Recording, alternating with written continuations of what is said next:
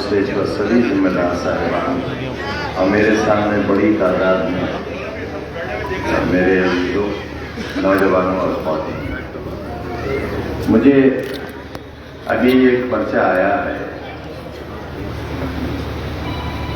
اس پر ایک شعر درج ہے، شاہین پرندہ ہے جس کے بارے میں کہا یہ جاتا رہا ہے ماضی میں کہ کبھی کس ملک کا بادشاہ اگر مر گیا تو بادشاہ منتخب کرنے کے لیے کوئی ضابطہ نہیں تھا، لہذا شاہین اڑایا جاتا تھا، اور وہ شاہین جس کے سر پر بیٹھ جائے وہی اس ملک کا بادشاہ ہوتا ہے۔ شاہین کی خوبی یہ ہے کہ وہ ہوا کے ساتھ نہیں اڑتا، بلکہ شاہین کی خوبی یہ ہے کہ وہ خلاف ہوا میں اڑتا ہے آسمان میں۔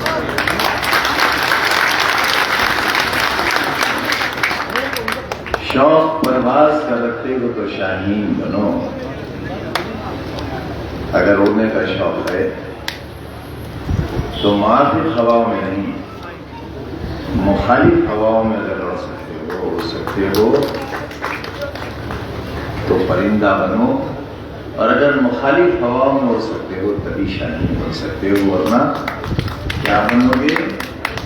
اگلے مصرعے میں ہے، شوق پرواز کا رکھتے ہو تو شاہین بنو، ورنہ کوے بھی ہواؤں میں اڑانا۔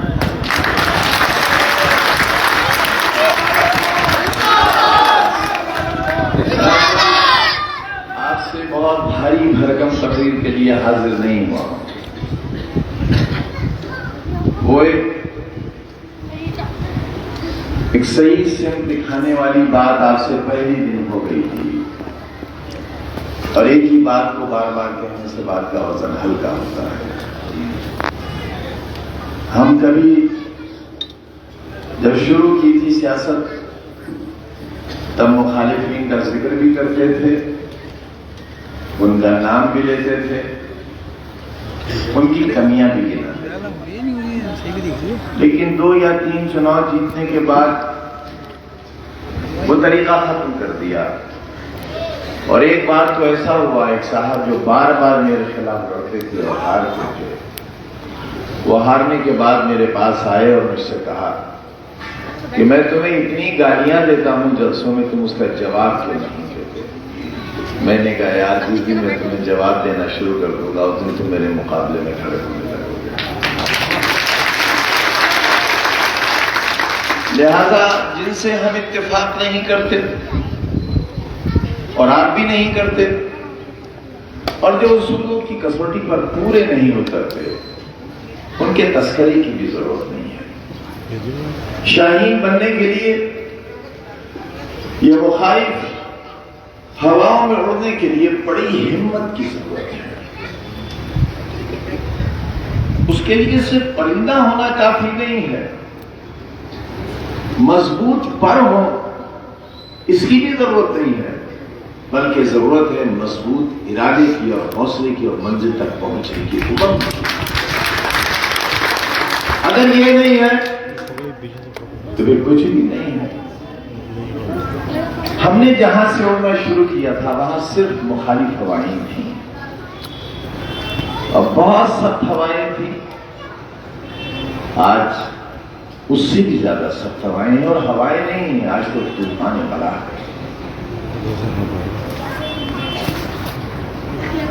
مجھے جب میں علی گڑھ مسلم یونیورسٹی میں پڑھتا تھا تب ایک بار میں لٹریری سیکریٹری ہوا، ایک بار کلچرل سیکریٹری ہوا، اور ایک بار یونین کاؤنٹری سیکریٹری ہوا۔ اس زمانے میں کبھی کسی سے سنا کے شعر بھی کہہ لیا کرتے تھے۔ آج مجھے کسی غزل کا ایک شعر یاد آ رہا ہے کہ طوفان بلا ہے کہیں گرداب مصائب، طوفان بلا ہے کہیں گرداب مصائب، ہستی ہے کہ قیاس کا دریا میرے آگے، ایک دھن ہے کہ چلتا ہی چلا جاتا ہوں اعظم، منزل کی خبر مجھ کو نہ رستہ میرے آگے۔ یہ وہ زمانہ ہے جب ہم پڑھا کرتے تھے، لیکن احساس تو تھا ہمارے پاس اس وقت، اور جب یہاں آئے تو یہاں بدترین غلامی کا دور دیکھا۔ جب یہاں سے گئے تھے تب بھی وہی تھا، لیکن اس وقت احساس جوان نہیں تھا۔ اگر یہاں رہے ہوتے تو انہی جیسے بنے ہوتے جن سے ہمارے مقابلے ہوتے رہے۔ کچھ لوگ ایسے ہیں جن کے بڑے نام ہیں، لیکن جب تک ان کا کاروبار ان کے ساتھ نہ جوڑا جائے تو ان کی پہچان نہیں ہوتی۔ کبھی کبھی ان کا جسمانی عیب نہ جوڑا جائے تو پہچان نہیں ہوتی۔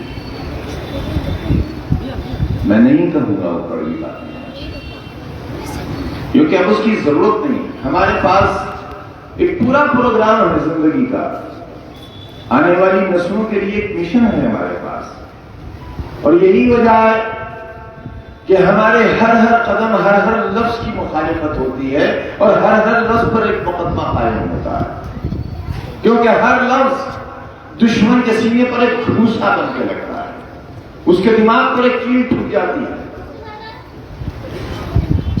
یوں ہی نہیں محلوں سے لڑائی کی تھی، اس لیے کی تھی کہ محلوں کا تسلط ہی نہ جائے، بلکہ محلوں سے پنپ کر نکلنے والے لوگ بھی آپ کو گمراہ اور برباد نہ کر سکے، اور بہت کامیاب رہے اس کوشش میں۔ آدھی صدی تقریباً اس میں گزر گئی لڑتے لڑتے، اور جب کچھ کرنے کا وقت آیا تو کرنے میں بھی کوئی کسر نہیں رکھی۔ کبھی کسی نے سوال کیوں نہیں کیا جو آج محلوں سے آشیرواد لے کر سڑکوں پر نکلتے ہیں کہ جب تمہارے آقا کچھ نہیں کر سکے، جن کی حکمرانی تھی، جن کے محل تھے، جن کے قلعے تھے، جب وہ رامپور والوں کو سڑکوں پر چلنے کی اجازت نہیں دیتے تھے، کیونکہ جس سڑک پر نواب کی گاڑی گزرتی تھی اس پر تمہاری سواری نہیں گزر سکتی تھی، تو جو ہمارے قدموں کو راستہ نہیں دے سکے، اتنی بڑی طاقت کہ ملکہ وکٹوریہ کے برابر تجھ سے کمتی ہو، فرزند دل پذیر کا لقب ملا ہو، فرزند ایشیا کا لقب ملا ہو، کیا دیا نا؟ کوئی یادگار، کوئی تو بتاؤ۔ میں جب شہر کی گھنی بستیوں سے گزرتا ہوں اور سڑکوں سے، تب اکثر ماضی کے بارے میں سوچتا چلتا ہوں کہ یہ کیسا تھا، آج کیسا ہے۔ ایک فروٹ منڈی ہوا کرتی تھی، اور صبح 6 بجے سے وہاں جام لگتا تھا، راستہ نہیں گزر سکتے تھے نوجوانوں۔ یہ بات اگر آپ کے دادا زندہ ہو اور والدین زندہ ہو تو اس سے پوچھیے کہ دن کے 10-11 بجے تک وہ راستہ بالکل جام رہتا تھا۔ بچوں کے پرچے چھوٹ جاتے تھے، بچیوں کے ایگزام چھوٹ جاتے تھے، اور بیمار اکثر مر جاتے تھے، اور یہاں تک ہوا کہ راستہ روکنے کے سبب وہاں قتل ہو گیا۔ کہاں کی قیادت؟ اور آپ کے پاس تو تقریباً 40 برس 40 سال کانگریس کی حکومت سینٹر میں بھی رہی اور اتر پردیش میں بھی رہی، اور آپ کا پورا قبضہ رہا اس پر۔ وزیر اعلیٰ کا نام لے کر بلاتے تھے آپ کے اجداد کہ فلاں ادھر آؤ، نہیں آپ، اور وزیر اعلیٰ آپ کی آواز پر آتے تھے۔ وہ آپ کی تہذیب تھی، کیونکہ آپ کے بڑوں سے آپ نے کچھ سیکھا نہیں تھا، کیونکہ وہ بھی اسی تہذیب کے تھے جس کے آپ تھے، اس لیے کہ وہ تمہیں جھکاتے تھے میرے عزیزوں، اور خود 7 سمندر والے انگریز کے سامنے جا کر اتنے ہی سلام سے جھکتے تھے جتنے سے وہ ہمیں جھکاتے تھے۔ کوئی یادگار ہے؟ اگر سینٹر میں اور اسٹیٹ میں ہماری سرکاریں ہوں، میں پتہ نہیں زمین و آسمان کے بیچ کہاں لے جا کر اس بستی کو بسا دوں۔ میں نے اکثر کہا ہے کہ میرا دل چاہتا ہے کہ میں تمہاری سڑکوں کو سونے اور چاندی کا بنا دوں، اس لیے کہ یہ میرا وطن ہے، اس لیے کہ یہاں کی آہیں میں نے محسوس کی ہیں۔ سینکڑوں سال یہاں دبائے گئے ہو، روندے گئے ہو، برباد کیے گئے ہو۔ جو لوگ بہت کچھ دے سکتے تھے انہوں نے بہت کچھ چھینا ہے ہم سے، اور وہاں سے کبھی کوئی ضمیر کی آواز نہیں اٹھی. ہمیشہ بے ضمیر پیدا کیے گئے. ہمیشہ وہ لوگ پیدا کیے گئے جو رامپور کے لیے مصیبت اور آفت ثابت ہوئے. رولنگ بھی وہیں سے اور اپوزیشن بھی وہیں سے. یہ تھا ہمارا مقدر. اور اس طوفان کے بیچ آپ کا ایک نوجوان ساتھی علی گڑھ سے آتا ہے اور چیلنج کرتا ہے ان تمام طاقتوں کو ایک ساتھ. کانگریس حکومت، نوابین، دولت مند اور یہاں کے بدماش. وہ اکیلا ہے مگر اس کا پیغام اکیلا نہیں تھا.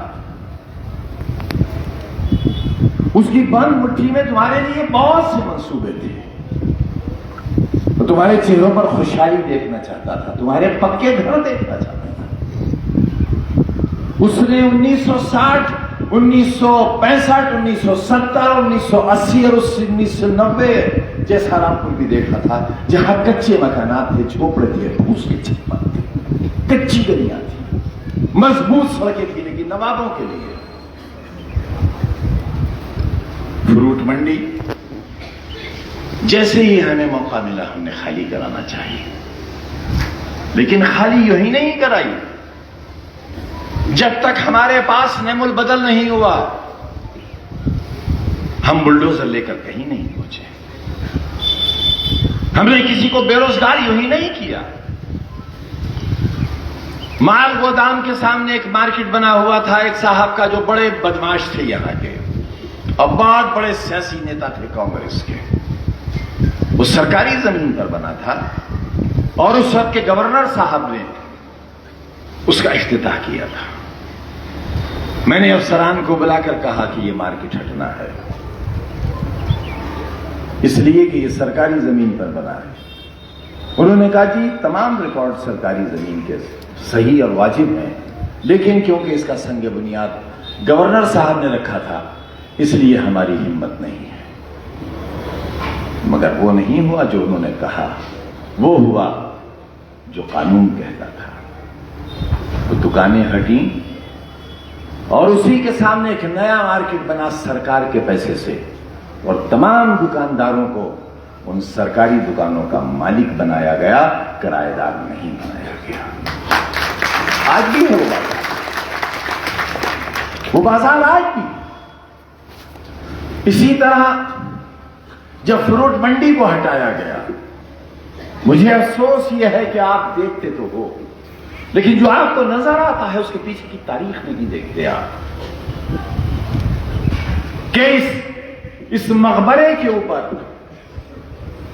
کہنے کو تو یہ تاج محل ہے لیکن یہ صرف دل خوش کرنے کی محبت کی نشانی نہیں ہے. یہاں پر کچھ جسم بھی دفن ہے، کچھ ارمان بھی دفن ہے. وہ تمام نشانیاں جو آپ کو یاد دلاتی ہیں نئے رامپور کی، وہ کل کے برباد رامپور کی دراصل واقعی تاریخ ہیں. اسے کیوں نہیں دیکھتے آپ؟ آج بھی وہ فروٹ منڈی خالی پڑی ہے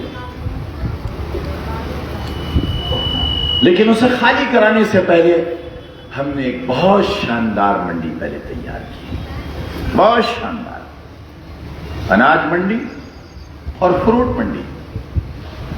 اناج کے کاروباری بہت کم گئے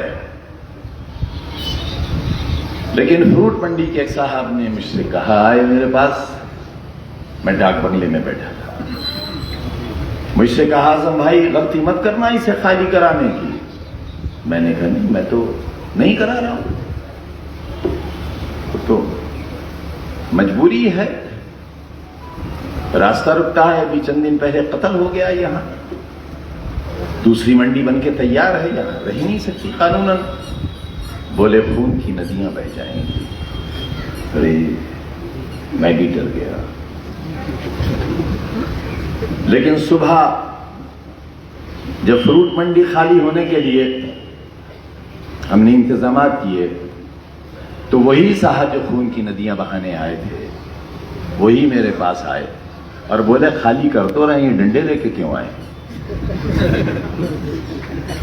فروٹ منڈی خالی ہوئی اور آپ انہی لوگوں سے پوچھئے جن کو 1000 روپے کا فائدہ ہوتا تھا انہیں 1 لاکھ روپے روز کا نفع ہونے لگا. ٹھیک اسی طرح جس طرح فٹ پاتھ پر بیٹھے ہوئے چاقو کے دکاندار آج 1-1 کروڑ کی دکان کے مالک ہیں.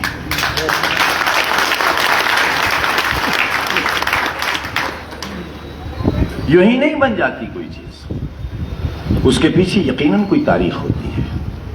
یہ دروازے جنہیں ہم نے بنوا دیا وہ بن گئے. یہ پہاڑی دروازہ آج بھی نہیں بن سکا.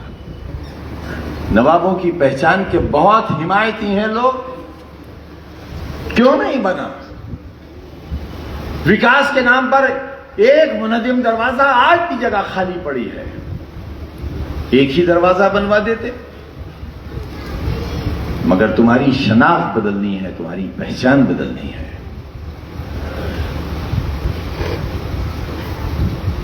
باب نجات نہ رہے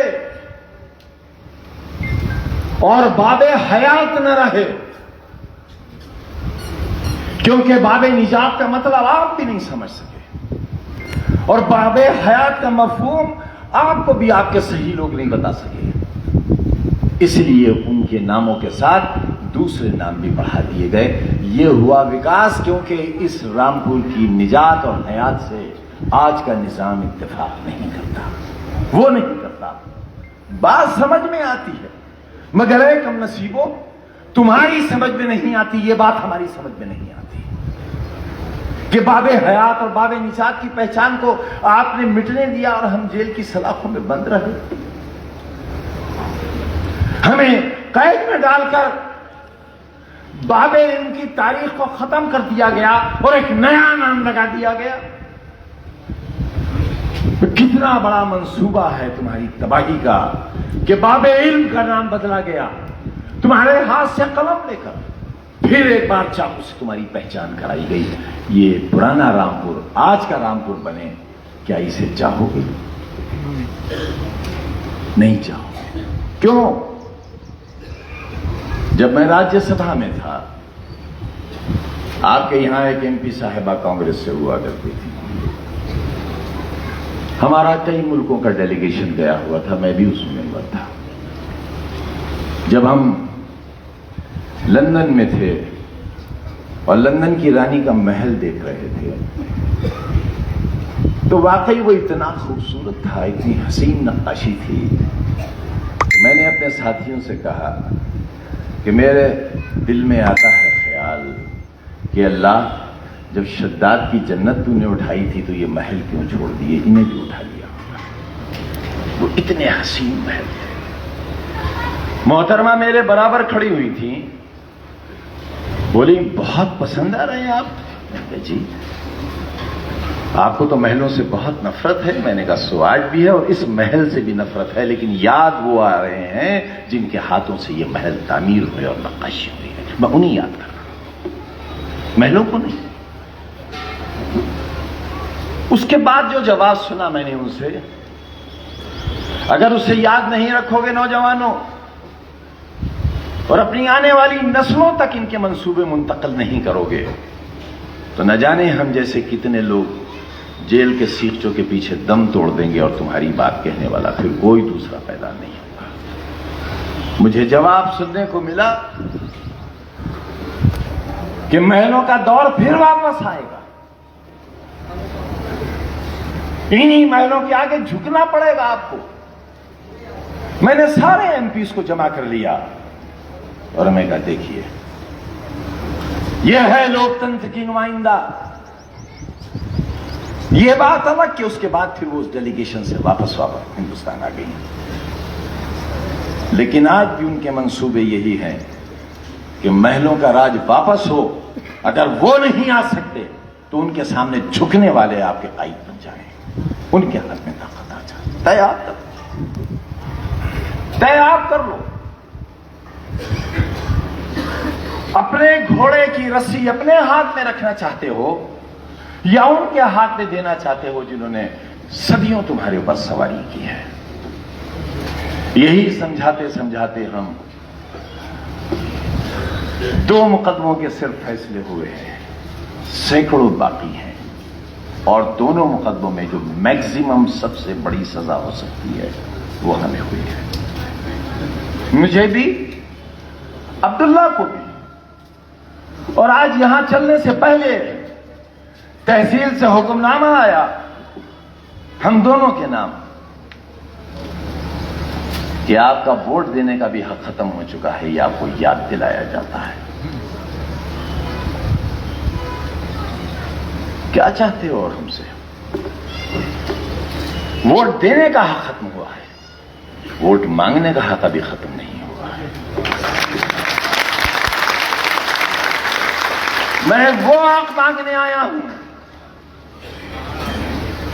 میرے سارے حقوق ختم ہو گئے، لیکن ایک حق باقی ہے کہ میں ہندوستانی ہوں، یہ میرا وطن ہے، میرے اجداد کی قبریں ہیں، اور یہی پیچھے میرے دادا دفن ہیں مرحوم۔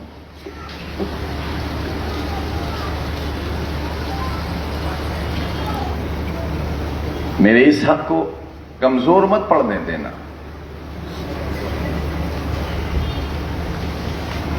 اور ہماری مضبوطی آپ ہو، آپ کا ایک گرم احساس ہمارے کتنے زخموں کا مرہم بنتا ہے، کتنی تکلیفوں کا علاج بنتا ہے۔ دو آپریشن ہرنیا کے ہوئے، آپ سوچو اپنے آپ سے کہ کتنے دن آپ کو بستر پر لیٹنا چاہیے تھا۔ 2 بجے میں ڈسچارج ہوا اپنے آپریشن تھیٹر سے اور کمرے میں آیا اور فجر کی نماز پڑھ کے اس لیے چل دیا کہ ایک ایسی خاتون مقابلے میں ہے، میں باہر ہوں لیکن اس کا شوہر آج بھی جیل میں ہے۔ نہ میں نے اپنی صحت کی، نہ آپریشن کی، نہ زندگی کی کوئی پرواہ نہیں کی۔ کتنا چل رہا ہوں، کتنا دوڑ رہا ہوں، 2 بڑے آپریشنز کے باوجود آپ کے سامنے اس کی اجرت نہیں مانگ رہا ہوں، آپ سے دے بھی نہیں پاؤ گے، اس کا بدلہ بھی نہیں چاہتا، آپ سے دے بھی نہیں پاؤ گے۔ احساس کر لو بھائی، یہی میری زندگی کا انعام ہے، میری تکلیفوں کا بدلہ ہے۔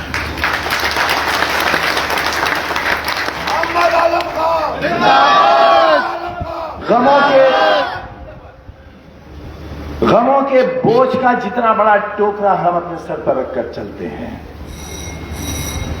اس میں سے اگر ایک غم بھی آپ کے سر پر آ جائے تو اٹھ نہیں سکو گے زمین سے۔ جتنے مقدمات ہیں ان سب میں عمر قید کی سزا ہے، پھر بھی کھڑے ہیں آپ کے سامنے۔ ہے کوئی ان میں یہ جو آج لعنت کے توق ڈالے ہوئے گلوں میں پھرتے ہیں اور سر جھکائے کھڑے ہیں محلوں کے آگے؟ پوچھو نا ان سے، جو اپنے سامنے کئی تھالے مرغ و مسلم کی سجا کر تنہا بیٹھ کر کھاتے ہیں، پوچھو ان سے۔ مساجد کو ویران کرانے والوں سے، ملت کی آبرو کے لٹوانے والوں سے، ایمان کا سودا کرنے والوں سے، پوری قوم کو یتیم و یسیر کر دینے والوں سے کبھی تو سوال کرو۔ سارے سوالات بس ہم سے ہی ہیں۔ کیوں گرا نواب دروازہ؟ اس لیے نہیں گرا کہ میں نے گرانا چاہا، اس لیے کہ مخدوش ہو گیا تھا، وہ کسی دن آپ پر گر جاتا۔ اور یاد رکھنا، یہ قلعے کا دروازہ کبھی اگر غور سے جا کر دیکھو تو کتنے حصوں میں تقسیم ہے، کب یہ گر جائے گا کوئی نہیں کہہ سکتا، اور کتنے لوگ اس میں دب کے مر جائیں گے کوئی نہیں کہہ سکتا۔ وہ دروازہ اس لیے نہیں تھا کہ وہ تمہاری شان تھا، اس کا نام حشمت پگلے کے نام سے نہیں تھا۔ تنہا جس کی بیل گاڑی چلا کرتی تھی اس زمین پر جس پر نواب کی چلتی تھی،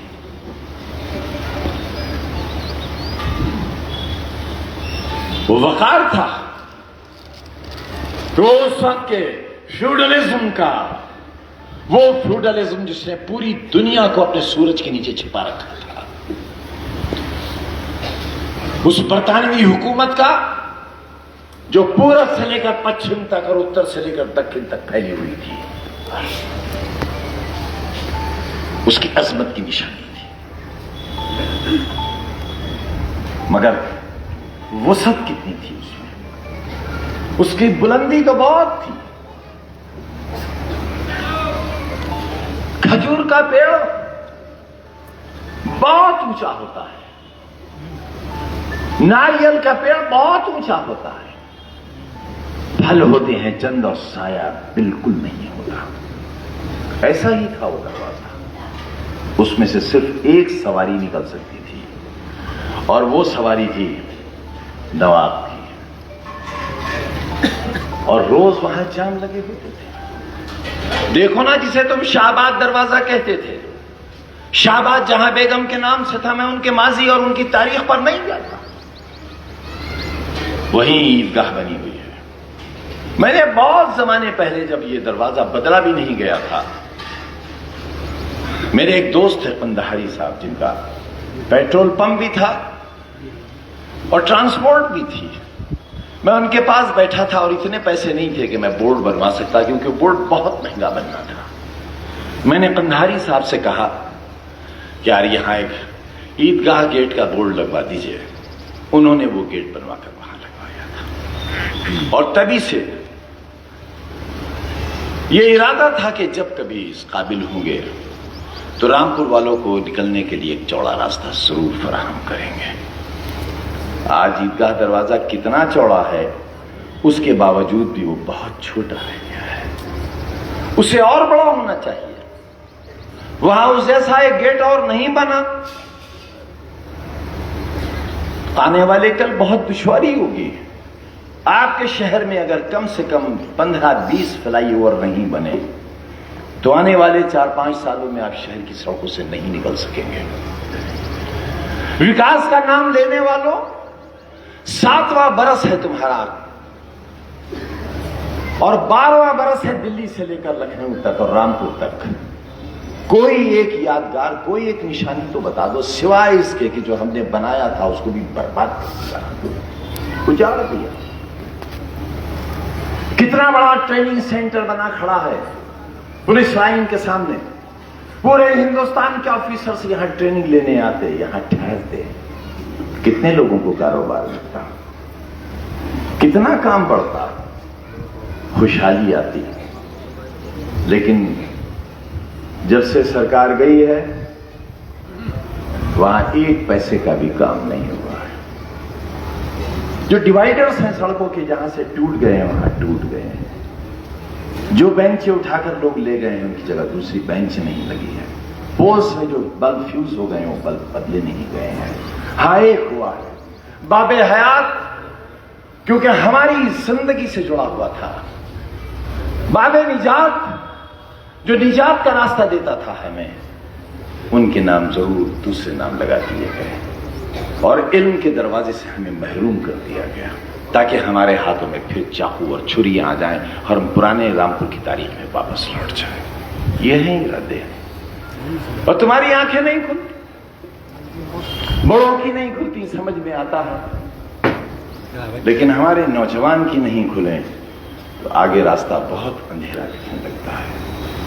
آپ سے یہی درخواست کرنے کے لیے آیا ہوں کہ ایک ایک شہر ایک ملک کا حصہ ہوتا ہے۔ میں نے 1000 بار کہا ہے کہ ہندوستان کا نقشہ ٹانگ دو یہاں، اور رامپور کو ہٹا دو، اس سے وہ ہندوستان نہیں ہوگا، وہ کوئی اور ملک ہوگا۔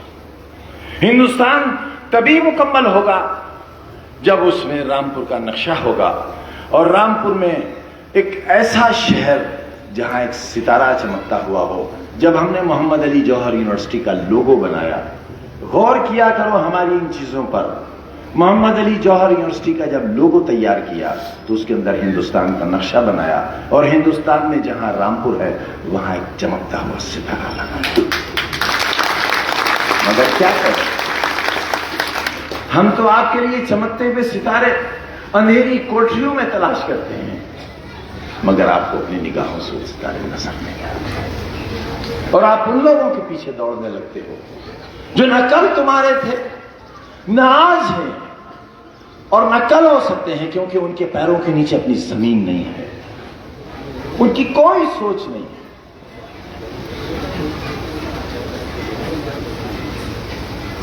ان کے پاس کوئی منصوبہ نہیں ہے کل کا. خدا کرے سرکار آئے, خوشحالی آئے. میرے ایک قریشی بھائی نے مجھے یہ پرچہ دیا, میں ان سے شکایت کرنا چاہتا ہوں کہ یہ پرچہ تم نے اتنی دیر سے کیوں دیا. ہماری غلطی یہ ہے کہ ہم نے کیوں نہیں جانا, اس کے لیے ہم آپ سے معافی چاہتے ہیں. لیکن پرچہ ہے کہ جو گوشت بکری کی دکانیں ہوتی ہیں ان کا لائسنس ہوتا ہے, اور یہ لائسنس کئی لاکھ روپے رشوت دینے کے بعد ملتا ہے, وہ بھی بڑی مشکل سے ملتا ہے. بڑی معمولی سی بات ہے.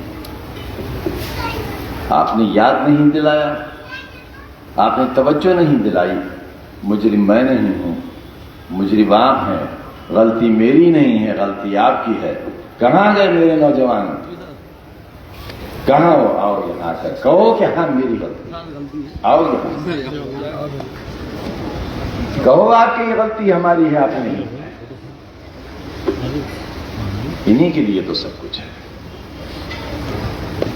میں ان میں سے نہیں ہوں کہ ہم غلطی کریں اور اس کا اقرار نہ کریں. لوگ کہتے ہیں میں نے بہت غلط کیا ہے. مجھے کوئی یہ غلط کام نہ بتا. اپنی ذات کے لیے کیا ہو وہ بتا دو. جس زمین پر اسکول بنایا ہے اس میں کس کی رہائش تھی بتا دو. کس کو معاوضہ نہیں ملا اس کا نام بتا دو. گھر کے بدلے گھر نہیں ملا اس کا نام بتا دو. وہاں کوئی گھر نہیں تھا. بھینسوں کو کھڑا کرنے کی جگہ نہیں تھی, مگر پھر بھی ماں سے جہاں کالونیاں بنی ہیں وہ بھی مقدمے ہمارے اوپر ہیں.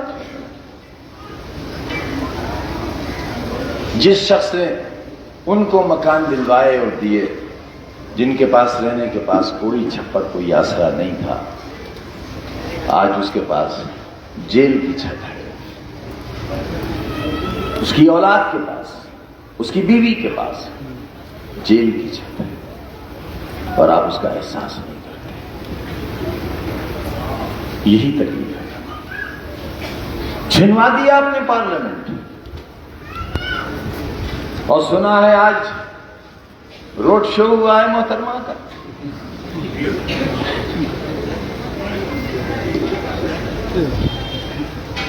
ہم ہارے نہیں ہیں, نہ ہم پارلیمنٹ ہارے ہیں نہ ہم اسمبلی ہارے ہیں. دیش کے چلانے والوں اچھی طرح جانتے ہو ہمیں ہرایا نہیں جا سکتا تھا, اس لیے ہٹایا گیا.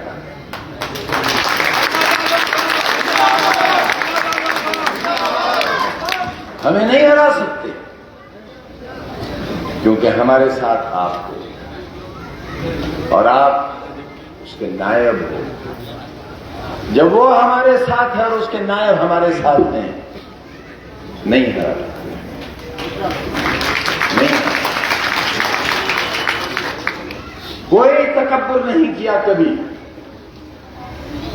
آپ کی سڑکوں آپ کی گلیوں پر مضبوط وزارت کرنے کے بعد بھی کبھی ہوٹر نہیں بجایا. احساس تھا کہ سڑکوں پر چلنے والے لوگوں کے کان بہت کمزور. اپنے کمزور رامپور والوں کو شان و شوکت دکھانے کے لیے گاڑیاں نہیں ہیں. ان کے کانوں پر ہارن اور ہوٹر بجانے کے لیے منادی تھی میری طرف سے. اور آج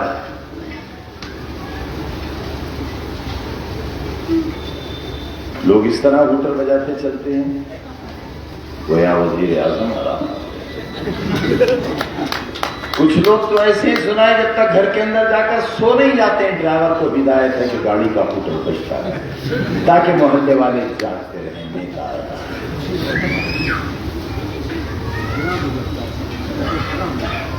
ایسی گھٹیا سوچ کے لوگ, اتنی اذیت دینے والے لوگ کیا کبھی تمہاری نمائندگی کا آگے رکھ سکیں گے؟ جنہوں نے اپنے ہر چیز کا سودا کر لیا, وہ جنہوں نے اپنے ماتھے پر نماز کے نشانوں کا سودا کر لیا, انہوں نے ہماری آبرو کا سودا چھوڑا بچا. ان لوگوں کو اپنی مثال مت بناؤ, انہیں اپنا آئیڈیا مت بناؤ. ان کا کہنا مت مانو، وہ جہاں کھڑے ہوتے ہوں اس راستے پر مت چلو، وہ جو تمہیں اپنی منزل بتاتے ہیں اسے اس کے لیے جہنم جانو۔ اظہر خان کی جیل میں ان کی اہلیہ مقابلے میں ہے، ایک غیرتدار قوم کی یہ مثال ہونا چاہیے تھی کہ پورا رامپور ایک آواز دے کے یہ کہتا کہ نہیں، کوئی پرچہ نہیں بھرا، جس کا شوہر اس جرم میں جیل میں ہے کہ پانی کی ٹنکیاں کیوں اتنی بنا دی گئی، یہ پیسہ الاٹ سرکار نے کیا تھا، سیور لائن کا پیسہ سرکار نے دلوایا تھا، یہاں کے پارکوں کا پیسہ حکومت نے دیا تھا، وہ خزانے کا پیسہ تھا، ہماری محنت اور ٹیکس کا پیسہ، جو آج تک ہمیں نہیں ملا تھا۔ ہم نے اس کی حصے داری پر اپنی دعوے داری کی تھی اور ہم وہ پیسہ لے کر آئے تھے۔ یہ ہمارا حق جو آدھی صدی تک ہمیں نہیں ملا تھا، ہم نے اس ماضی کی آدھی صدی کا بھی حساب چکتا کرنے کے لیے اس کی پہل کی تھی، مکمل نہیں کیا تھا، ابھی ہمارا کام مکمل نہیں ہوا ہے۔ ہم نے صرف یونیورسٹی بنائی ہے، ابھی ٹھیک سے چلائی نہیں ہے، ہم نے صرف چند اسکول بنائے ہیں، ہم اگر زندہ رہے تو انشاءاللہ اتنے اسکول بنائیں گے کہ تمہارے بچوں کو ہائی وے پر نہیں جانا۔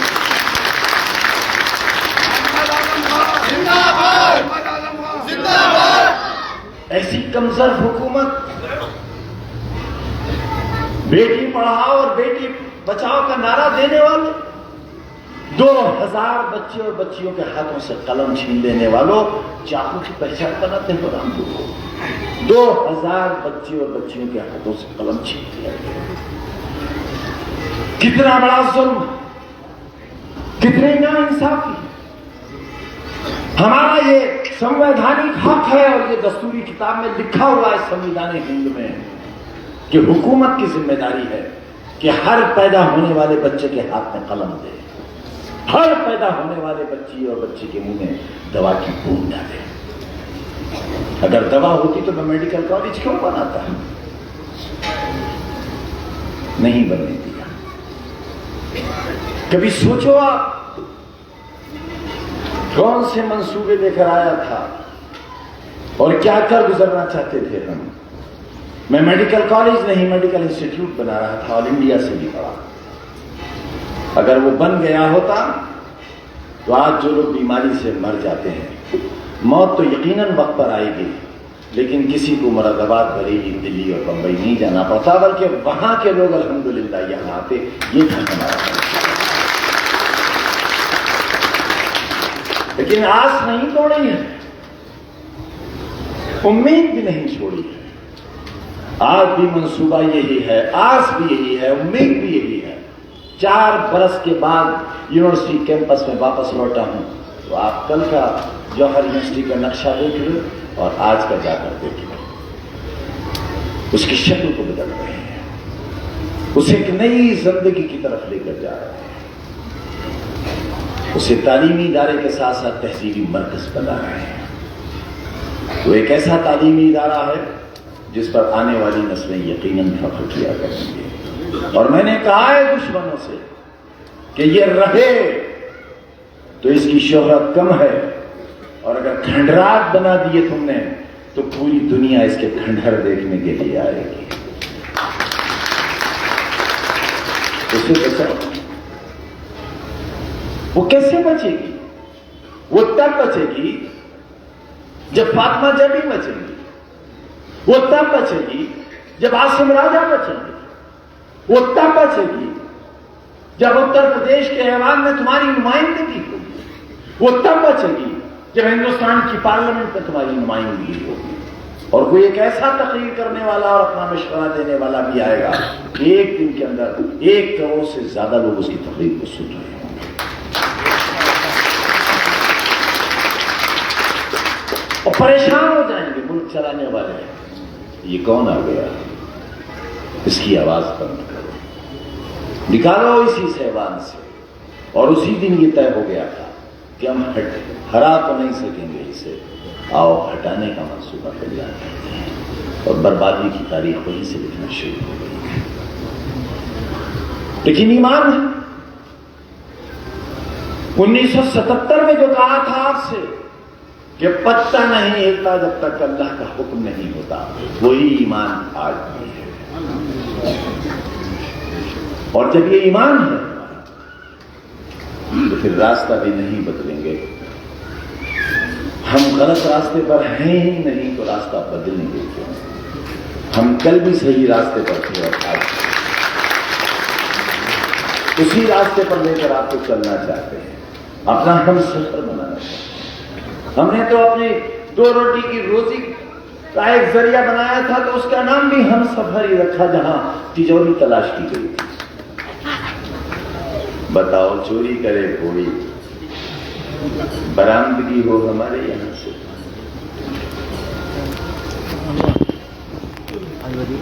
ایسے میں کبھی سوچا تو کرو ہم پر کیا نظر ہے اور کیا گزری ہے اور کیا منصوبے ہیں، اور جب میرے لیے یہ منصوبے ہیں تو ایوانوں میں تمہاری آواز پہنچ ہی نہ سکے، ایک بہت بڑی سازش ہے، وہ سب آپ کے سامنے ہے۔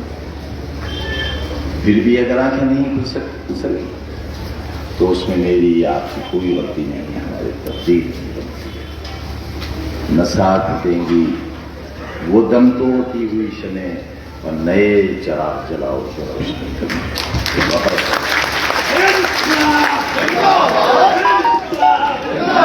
بہت شکریہ تمام حضرات کا۔ بس 4 مئی کو اپنی ذمہ داری محسوس کیجیے، انشاءاللہ کریں گے، ہاتھ اٹھا کے